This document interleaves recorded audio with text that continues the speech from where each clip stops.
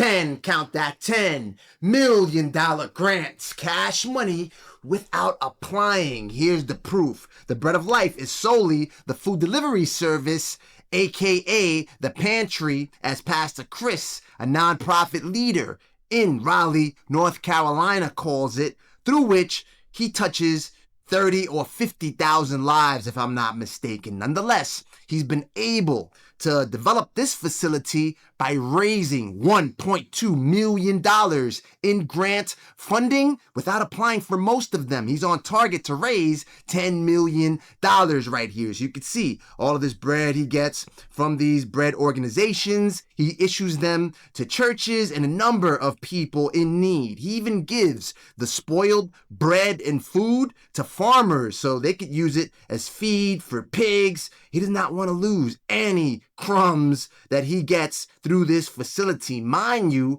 he was able to build this organization initially without a nonprofit and all the paperwork involved in setting that up. However, little by little, he started working with funders in the area, with legislators, in order to help them on their initiatives and causes. Now, if you want to listen to the masterclass where Pastor Chris breaks down the entire process, go ahead and pick up the $10 million grants without applying webmasterclass recordings.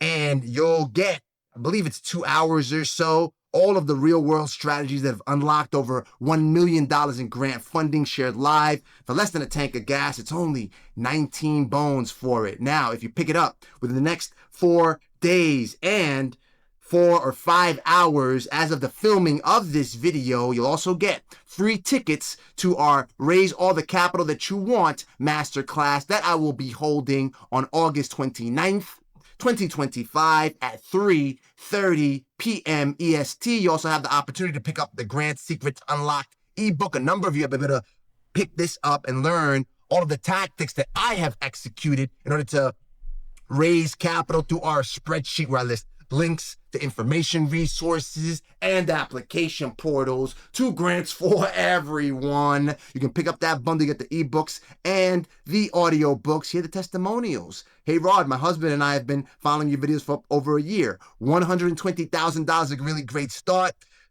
He raised $40,000. Callian Patterson, hope I'm not butchering your name, got 30,000. People are posting these comments on a regular basis. I've got 10K for it. So pick it up. They've also got payment options through Afterpay, where if you just pick this up, it's like $475. So you can't put $475 to invest in yourself on you. Nonetheless, let's keep taking a look at the facilities right here, right? Bang. You can take a look right here. He's got the food in that pantry part. Nonetheless, you also have facilities where people use vouchers to pay for prepared or frozen foods.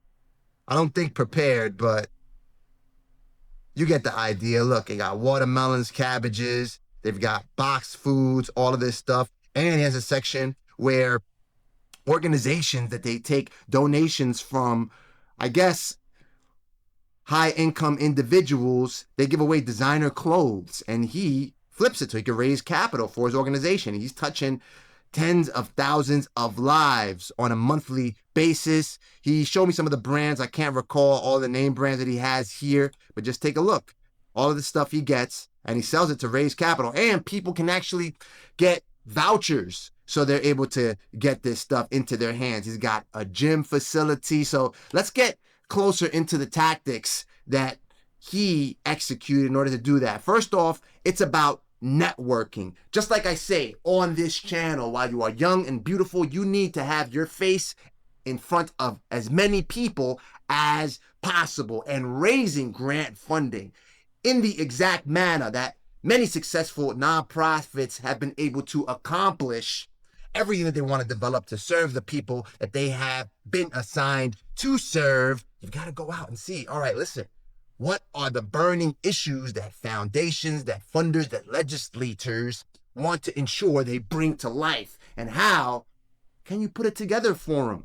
The line items, people get jobs for this stuff. People get paid, I don't know, $20,000, $30,000 to set up line items for everything that needs to get done.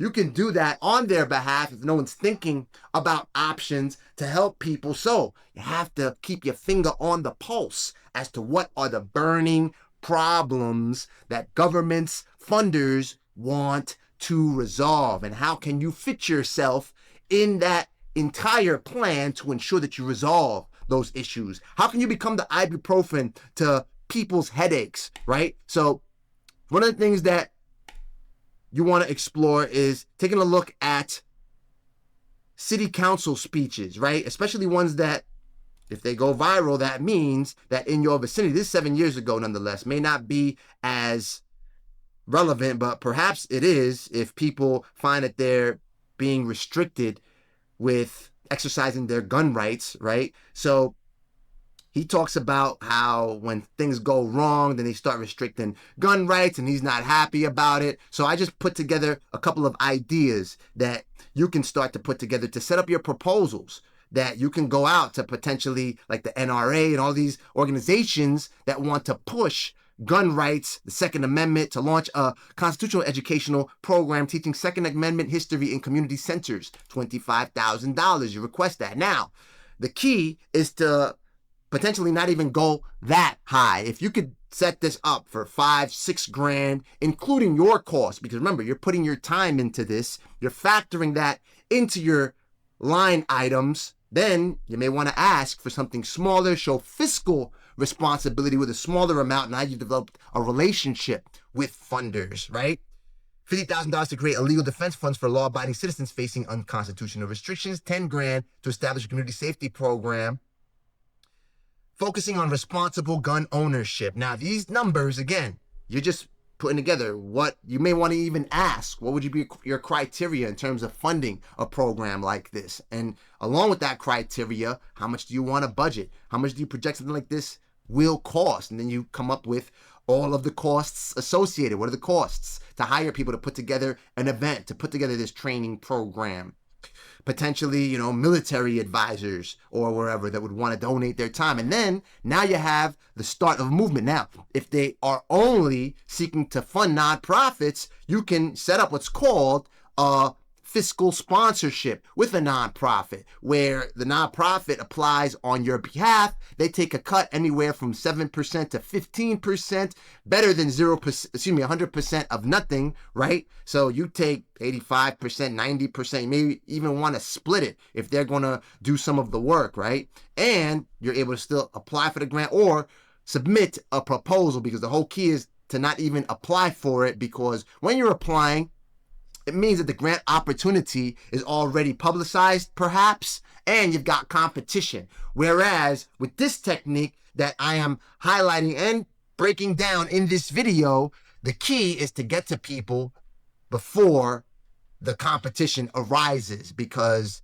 you're simply exploring and probing as to what are the burning issues. What are they going through personally? All these legislators, they want to get these initiatives driven. They want to see things come to life so they could say, these are the wins, and this is the reason why I should get hired again. So if you help them get hired, help enough people get what they want, and you will ultimately get what you want to fund a worker safety equipment upgrade. Now, this is a sanitation worker speech over here, right? So he talks about the issues of being a sanitation worker, having trucks that break down on a regular basis, and nonetheless, they still have to go out every day and pick up garbage. So you may want to request money to fund a worker safety equipment upgrade program, ensuring all sanitation vehicles have proper mirrors and braking systems. Maybe you can provide those services yourselves, right? I know a number of you fix cars and you're handy with what you do, right? And you put together the team that's able to do this. You're able to add some margin so you can make money, because you got to make money yourself as well. Understand?